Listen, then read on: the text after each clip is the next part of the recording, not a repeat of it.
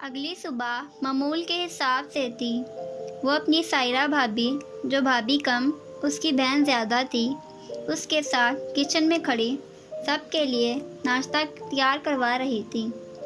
ثنایا کچھ دیر بعد بھابھی نے اسے مخاطب کیا۔ جی آپی، وہ کپ میں چائے ڈالتے ہوئے بولی۔ سفیان کہہ رہے تھے کہ کل تم خالہ کی طرف چلی جاؤ، وہ کافی بار کہہ چکی ہیں۔ بابا جان کو کہہ دیا ہے تمہیں وہاں بھیج دیں، وہ بہت یاد کر رہی ہیں تمہیں۔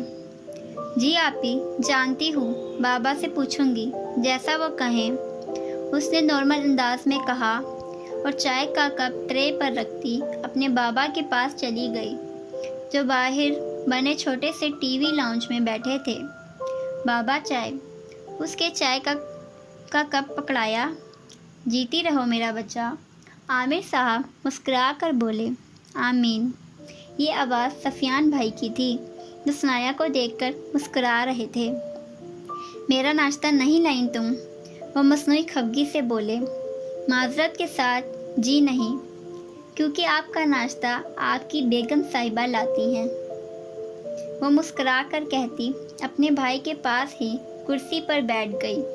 اچھا جی، سفیان بھائی نے آئی بروز اچکا کر کہا۔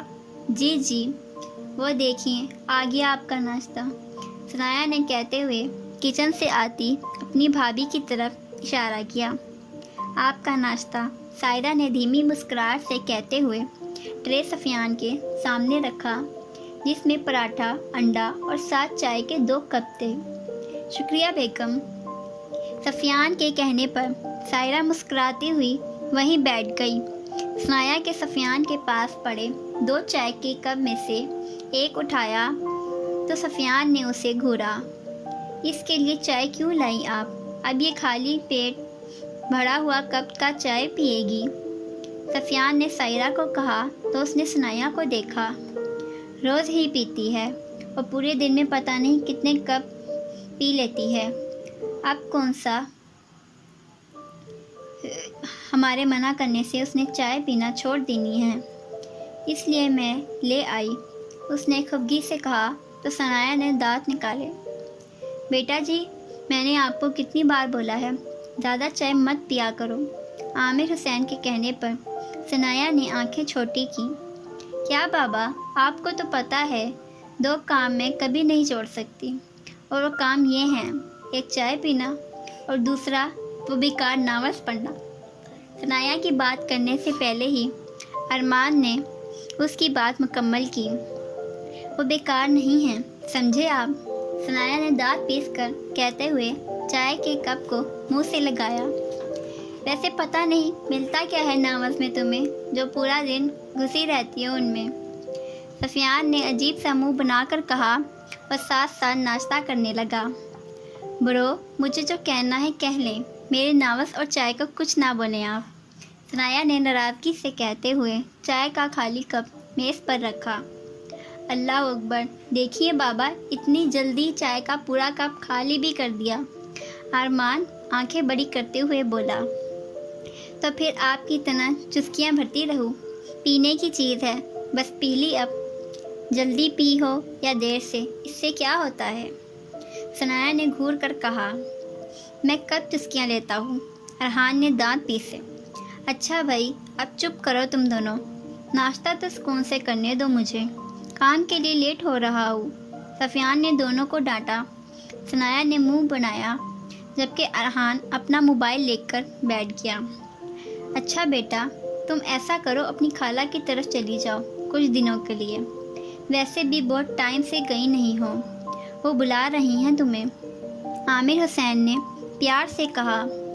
ہاں صحیح ہے بابا، خالہ جانی ویسے بھی ناراض ہو رہی تھی کہ ہم نے چکر نہیں لگایا اتنے وقت سے ادھر، ہم تو مصروف ہیں، ثنایا چلی جائے گی تو ان کی ناراضگی بھی ختم ہو جائے گی، سفیان نے کہتے ہوئے چائے کا کپ اٹھایا۔ ہاں ٹھیک ہے، عامر حسین نے اس بات میں سر ہلایا اور ثنایا سے مخاطب ہوئے۔ بیٹا تم سامان وغیرہ پیک کر لینا، کل بھائی چھوڑ آئے گا تمہیں۔ جی ٹھیک ہے بابا، وہ کہتی ہوئی کچن کی جانب بڑھ گئی۔ وہ کچن میں بے دلی سے ناشتہ بنانے لگی۔ وہ نہیں جانا چاہتی تھی ملتان، پر وہ منع بھی تو نہیں کر سکتی تھی نا۔ کیا ہوا ثنایا، کہاں گم ہو؟ پیچھے سے اس کی بھابھی نے آواز دی تو ثنایا وہ پلٹی۔ کہیں بھی تو نہیں، کیوں، کیا ہوا؟ وہ مسکرا کر پوچھنے لگی۔ ہوا تو کچھ نہیں ہے، پر حیرت کی بات ہے تم خوش نظر نہیں آ رہی اس بار، ورنہ پہلے تو بہت خوش ہوتی تھی یالے اور خالہ کے پاس جانے پر۔ بھابھی عام انداز میں کہتی سنک میں رکھے برتن دھونے لگی۔ ایسا نہیں ہے بھابھی، میں خوش تو ہوں، اس بار میرا دل نہیں ہے وہاں جانے کا، پتہ نہیں کیوں خالہ جانی بھی ایسے ہی بلا رہی ہیں۔ مجھے نہیں جانا بس، وہ جھنجھلا کر بولی۔ بھابھی نے حیرت سے اسے دیکھا۔ کیا ہو گیا ہے یار؟ خالہ سوچتی ہوں گی کہ ان کی بہن نہیں رہی تو بابا نے بچوں کو ان سے دور کر دیا ہے، اس لیے بار بار اور سفیان چاہتے ہیں تم چلی جاؤ۔ میں خود بتاؤں، اگر امی ہوتی تو وہ بھی تو تمہیں خالہ جان کے کہنے پر بھیجتی نا وہاں۔ اب ہمیں ہی رشتوں کو جوڑ کر رکھنا ہے، اس لیے چپ چاپ تیاری کر لینا، کل نکلنا ہے تمہیں۔ ان کے پیار سے سمجھانے پر ثنایا نے مسکرا کر اس بات میں سر ہلایا۔ اچھا ٹھیک ہے، اس نے سمجھا اور پلٹ کر پراٹھے بنانے لگی، کیونکہ 9 بج گئے تھے اور باقی سب کے ناشتے کا ٹائم ہو چکا تھا۔ ارحان بابا اور افغان بھی کام پر جا چکے تھے، اس کے بابا دکان چلاتے تھے، سفیان بھی کسی فیکٹری کا کام کرتا تھا، ارمان ایک کاسمیٹک فیکٹری میں نوکری کرتا تھا اور افنان ایک ہوٹل میں کیشیئر کا کام کرتا تھا۔ البتہ زین ابھی ویلا انسان تھا، جس کا کام بس PUBG کھیلنا اور گھر میں بیٹھ کر ثنایا کو تنگ کرنا ہوتا تھا۔